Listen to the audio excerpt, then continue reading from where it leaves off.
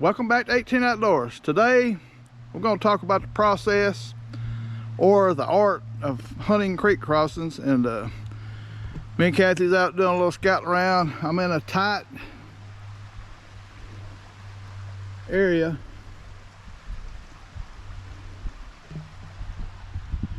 with a creek running through the drainage, and doing some stuff. Done found a few tracks, so want to give a little overview of how I'll kind of break it down and where I start at, why I start there, and go from that. Let me get this camera fixed. The basics, of a creek crossing or hunting creek crossings is not as, some people say, oh, you just find a creek crossing and hunt it. Yeah, you can, you might get lucky, you might not. But there's a little bit more to it than that for me. So, as y'all know, most of the big bucks that I've killed has got something to do with a creek crossings, And creek crossings, and drainages, any waterway, you can find, a basic starting point for, for looking for tracks. But why do you want to start there? So to start there, like for, public land, we're looking at a map, an overall map. I like looking at stuff big where you can see different points, different terrain changes, different timber changes, that point, towards certain locations. So when you look at a map, the basic rule of deer hunting, or any type of animal hunting or trapping, whatever basically is bed to food, and a lot to do with food at times. So, and the rut, so breeding stuff. So when I look at a map, I look at, learn where all the food plots is at, learn where all the, cutovers, because cutovers change year to year.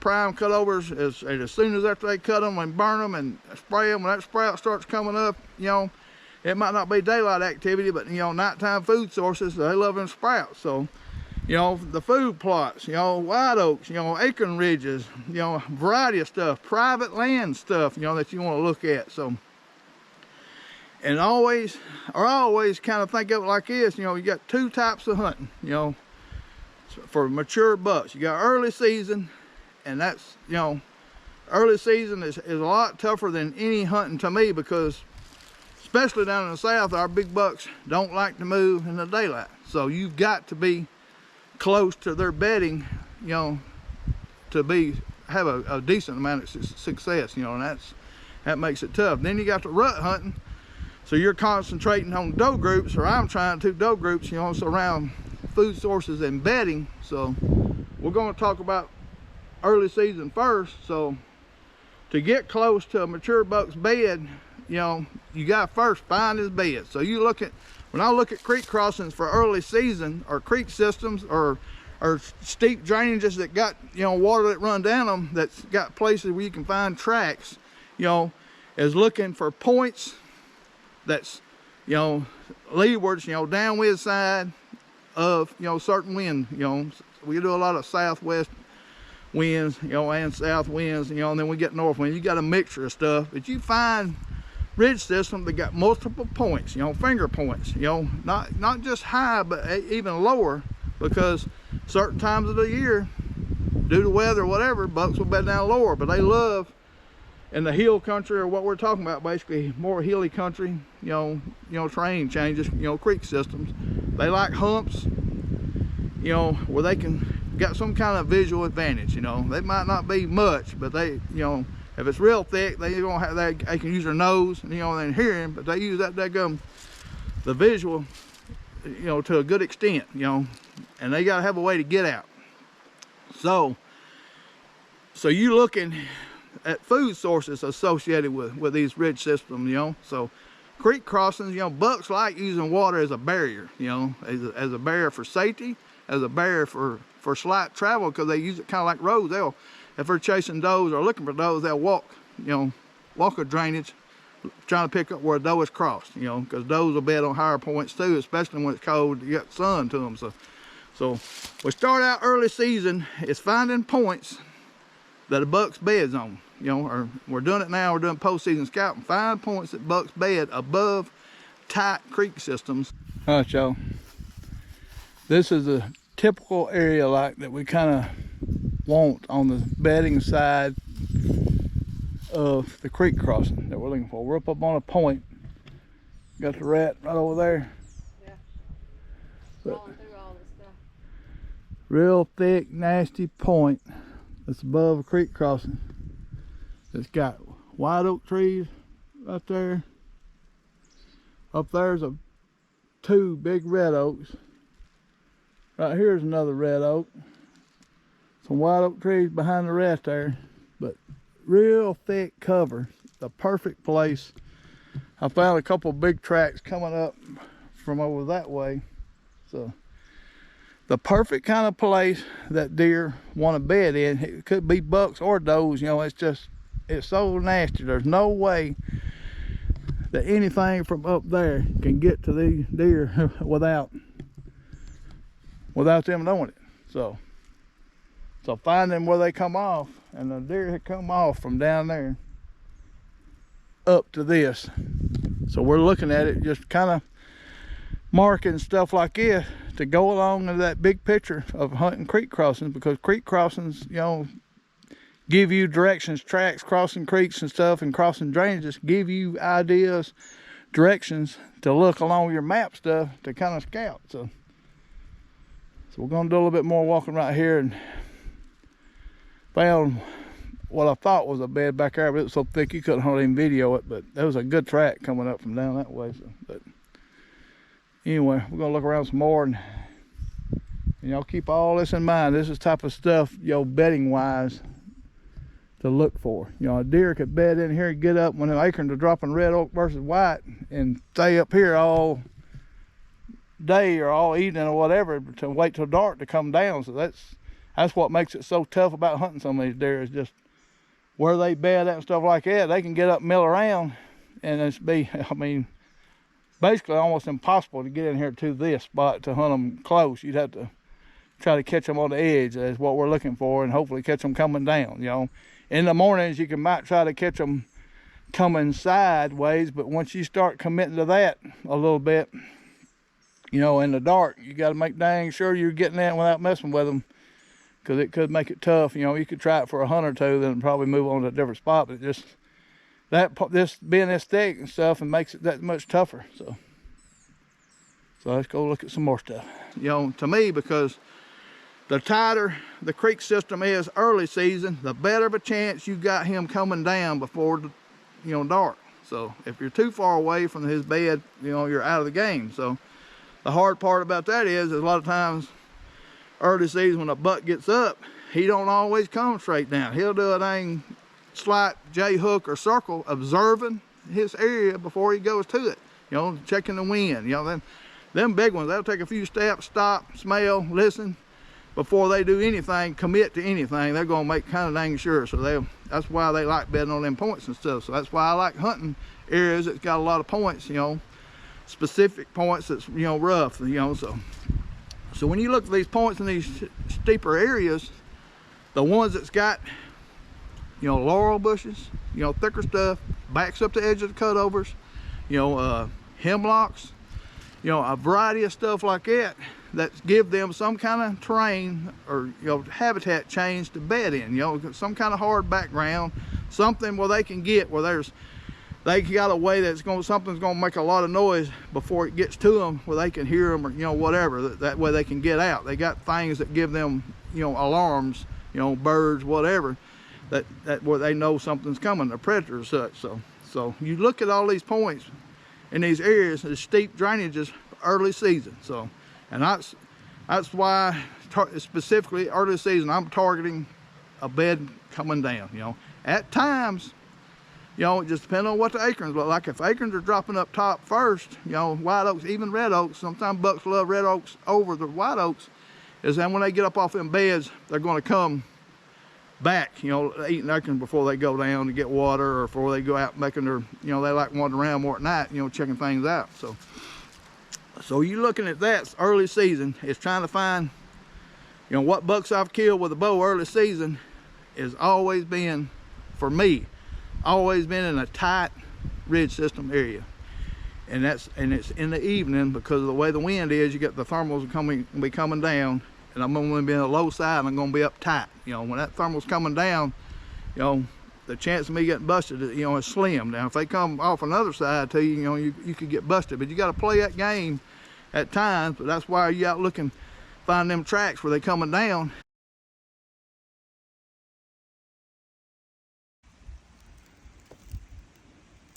All right, y'all. I'm up above a creek system. You know, looking for tracks crossing, creek crossing. So, and where they crossing these creeks and trying to find a tree where you can set up. You might be up on the side a little bit to catch him before he comes down. You just gotta be able to adjust, you know, be mobile. So when we're doing this, you also paying attention to where you think, you know, does would bed too, because that's going to start playing into games later.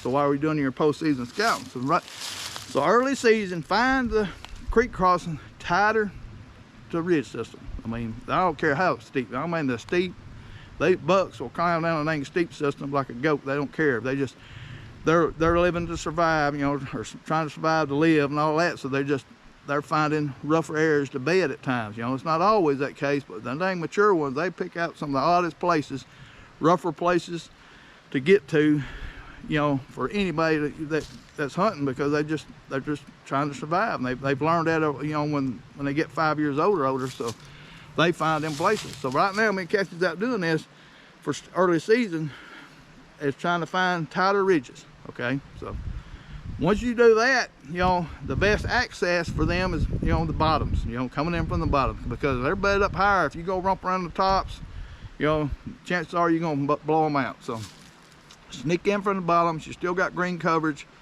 So y'all use the water sometimes, use hip boots or whatever to get to them places and hunt, you know, tight. You can hunt the creek. You know, always remember, always hunt downstream of your where you think the creek crossing is, because that's going to pull your scent. You know, come in from that way if you can. You know, keeps your scent pulled down.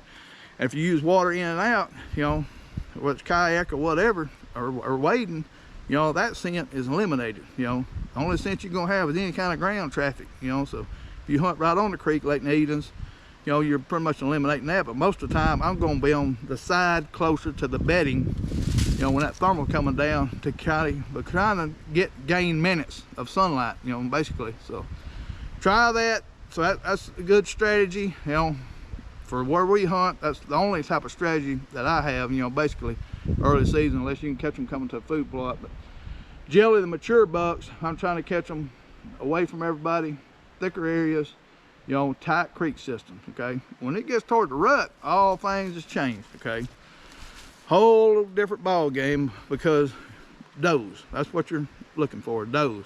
So with creek crossing, so you find the big wallered out washes with tracks in there going or coming from food sources, say food plots, private land, you know, wild oaks, whatever, are being pushed from people coming in. You pay attention to where people's parking and how they would push, you know, deer across the creek. Because I swear, now, believe it or not, deer will swim or whatever, they can get away. To get away from people, they learn these areas, you know. So looking for oxbow areas where long points come down that's thicker toward creek crossing, where they get across them creek and hit that thick stuff and go up and go to wherever their security areas is.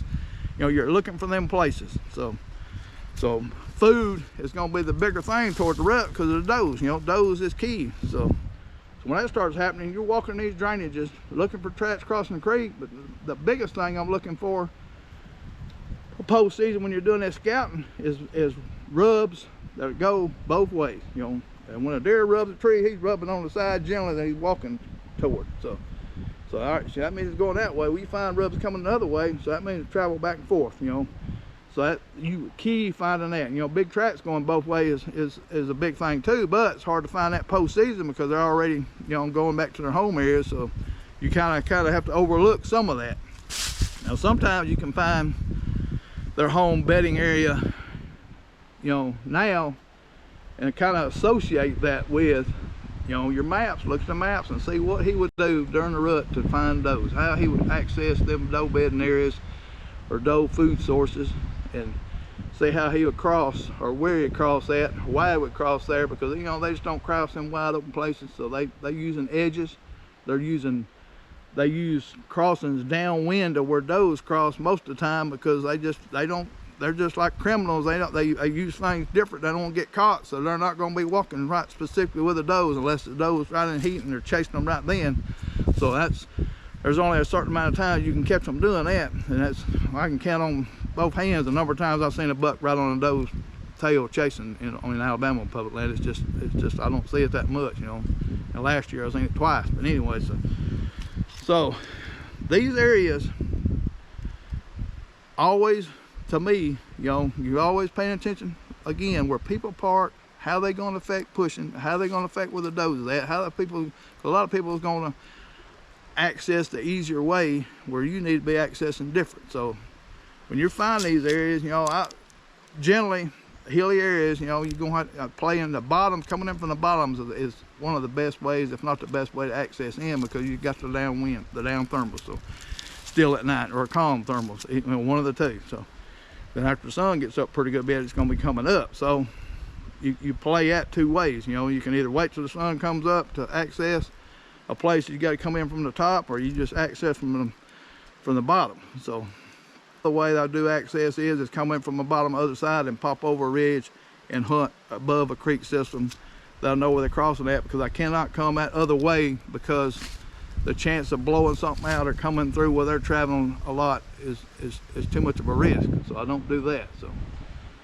that's another thing you got to think about, is that access to how you're going to do that. So, but always, you know, the doe thing can change a little bit, because what type of food sources are going on, what type of winter you're having, you know, how late your rut's going to be. So to depict these food sources, you know, cutovers is one of the biggest things the does love later on. So because we have a rut in other areas that gets on into December stuff, and a lot of acorns could be gone, or you might not have acorn crops. You always got to look at that, pay attention to that when you're scouting these areas and making a plan, because right now I'm starting to make a plan. Cassie's starting to make, you know, we're making plans. But okay, here's kind of an example of some stuff you're looking for when you're doing this scouting for above creek systems. So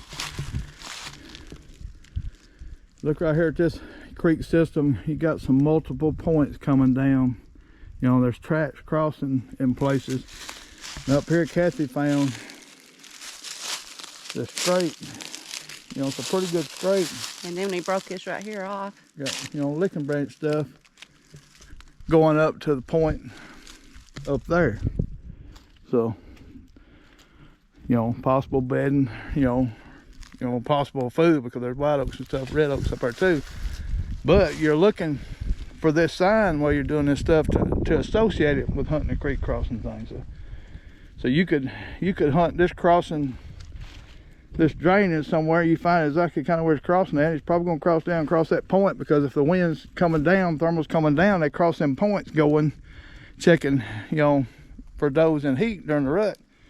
So he's just coming down. So you could hunt a tree basically right down on that bottom. You could hunt a tree and shoot that point across there, and shoot this point up here if you wanted to, and access from the bottom down there. So just come back. What we'll do is we'll mark this on our phone stuff, your marking system, and look at it on the map, and then come back and check it, spot check it, you know, during the rut, and see if we want to hunt this or not. But we just mark this. This is what you're finding when you're checking these drainages, looking for stuff associated with the rut, you know, and, you know, early season. So we're going to mark this, and I'll put that in that video that was talking about the creek crossing stuff. But all this stuff is key information to why, if that dang scrape is active right there. And I found a bunch of good tracks. Yeah. I got tongue tied for a minute. Yeah, bunch of tracks back up there on that point. So stuff is kind of going on right now. But you know, this big woods area, does generally hang out in the same areas, unless they get run plumb out or something disaster happens where there ain't no food source. But anyway, we're going to keep looking and tie this in. We're going to mark that, so y'all just hang on. We'll see how we're going to hunt this season coming up. You know, we're looking for big buck beds in areas, and then we're paying attention, looking at areas for different, you know, rut zones or different food sources, you know, late season. You know, private land means a lot to a lot of people. They, you know, because of the feed system now, you can't feed on public land. So the people feeding on private, you know, could be in some of your places pulling some deer, you know, especially those, you know, away from the public a little bit. So you kind of keep that in mind, what could be going on that public when you're looking at this to get your start, you know. Again, basic thing to start with is maps, you know, go on Google Maps, you know, see what people are doing on private land, what the National Forest people are doing, what your man-made people are doing, seeing where the food plots are. You can look on the systems for burns. You know, they put out burn maps now and show where they're gonna burn at in the springs. So that'll give you an idea of a lot more stuff. You know, it knocks the leaves off, so gives you more visual attracts and stuff that's going on right now. So look at that when you're doing your postseason scouting for this, and see, because them areas for the next season, there's sprouts coming up, so they're gonna get that undergrowth that grows up quicker. So that, you know, that changes bedding some, changes browsing some. So always kind of put a bunch of this stuff into your basic, you know, season preparation. You know, I know it's sometimes it's a lot of dang work to do. You know, I'm learning more e-scout and stuff now because I've never done that much because we didn't have ways to do that. You know, the way I grew up, you know, you just hit the road and took a paper map and took off. You know, you're lucky you had a topo map, but we didn't hardly ever get any of them. So right now, boots on the ground, that's the biggest thing, you know, is finding these places that out of the way, you know, that's unique, that's, you know, where a buck could be crossing, you know, checking for those or just living his life, you know, early season. So I hope y'all are going to learn a little bit from this video. You know, I'm trying to do it kind of broad where you know, because it's hunting exactly on the creek just don't mean that might not work, because most of the time I can't even see a creek, you know, where I'm hunting at, because I always try to focus the setup. And I kind of need to cover that, so I'm kind of jumping around a little bit, but y'all, you know, just bear with me. Whenever I set up on hunting an area creek crossing, I've got more than one thing that's going to make me hunt there, okay? Meaning, you know, I always hunt closer to the bedding side. So if I'm going to be on one side of the creek or the other, it's always generally going to be on the bedded side, or where I'm suspect they're going to be bedding. That's where I'm going to be hunting at, closer to the bedding side, because once pressure goes on and happens, you know, a lot of times the deer are moving away from their food sources, nighttime food sources, to go to thicker areas for bedding or for safety. So that's why I'm going to be on that side where I suspect that's going to be happening at. And I'm going to find some barriers, you know, whether it's a bluff, where it's different type of tree change, you know, cut over change, you know, pine to hardwoods, hemlocks, you know, any thicker shrubs, you know, privet, whatever, because deer edges are so important. Edges and shadows are so important, you know, in the way deer travel, that sometimes people don't even think of it like that. Shadows, the way the shadows are, they can hide them shadows, and they know that, they learn that. So I always find, so when I'm setting up on creek crossings or above a creek crossing, if I got a bluff that's going to make them tend to come one way, or a bluff gap or whatever, I'm going to be on that side closer to the bedding area, and I'm going to use the down thermal to protect me if I can. If not, that thermal is going to go straight over the trail where I can shoot to it. So, and I try to set up, if there's a blowdown, especially bow hunting, where that blowdown is forcing or giving them a natural come around to come closer to bow range, you know, or a couple blowdowns. You know, we get a lot of blowdowns now because we've had a lot of tornado stuff over the last 4 or 5 years that has affected things. So think about that in your setup, you know, is how, you know, because you're only going to get, you know, especially early season or whatever, you're only going to get a couple shots, you know. If maybe just one, you're praying for one shot at mature buck a season. I am, because if you can do more than that, you know, you're a different level. So and that's fine. It's just I'm praying, you're hoping for one shot during the season. So that setup is key, but especially bow hunting, to get them to come by where you can get a shot. You know, gun hunting, you know, you can play with that a little bit, because you can stay back if you don't want to blow them out too much, you know, or risk a chance. You got a way of setting up where you're, you know, borderline, but you can shoot them with a gun. So I always think about that. So the setup is so key. So that's why generally in the bottoms, you know, I don't hunt on the creek, because they can, a buck, again, he won't never cross the same place. So bow hunt makes it tougher. Gun hunt, again, a whole different deal. So I always set up on that side, closer to the bedding side, closer to some kind of thick edge where they going, you know, you can find tracks now that are older where they've used them edges, and you can find rubs, and you can find, you know, scrapes and stuff that it kind of depict that. So them tight areas like that, look for that, and always think about your setup, how you gonna get in, how you gonna get set up for these shots when it comes to it, because that part, that's when it comes to it, you got to be ready, and you got to be in the right spot. So hopefully this video will help y'all do that, and get out there. This turkey season fixing to start right here. It's already started someplace in Alabama. We're doing some counting right now, but because we don't have any other place really to turkey hunt. I don't got specific time right now. I just got a day off, and Kathy wanted to go shed hunting, so we're out flying around doing some scouting and stuff. And so I thought I'd talk about creek crossing stuff. But creek crossing is, you know, my favorite, you know, strategy, and I've deployed it as much as I can. You know, you can do it to an extent with flatland using river systems and stuff. So, and but it's what I use, what I love, it's how I do it. That's basically how I do it. You know, find your areas, find the food, find expected bedding, find drainers where they cross at, pick the sides that are closer to the bedding to hunt, get you a way to access, be ready, find a blowdown or something that's close right there that's pushing them toward the edge or something to set up that way to give you a better shot, and be ready with your equipment, familiar with your equipment, and try to get one flat. So hopefully this video helps y'all, and we'll see y'all at the Mobile Hunter Expos coming up. So Dalton, Georgia first, and then Michigan, and then after that's going to be Pennsylvania. We're going to make the first two, so see y'all there. Be careful, get them flat. Thanks for watching the videos. Well, again, we appreciate y'all's support. If you haven't liked, please like and subscribe. And don't care if you haven't got one of our books, check out Amazon and get a book. Also, we got a link on there where you can, on our YouTube channel, where you can go on. We got a little store set up, like if you're interested in any kind of merchandise, shirts and stuff, you can check that out. And we really appreciate anything like that. So again, we appreciate y'all's support. You know, keep watching. We're gonna keep trying to share the outdoors and how we do some things, and try to help everybody that we can enjoy the outdoors. And you know, we do this for just basically because of the environment and the community that's involved and built around hunting. So again, we appreciate y'all.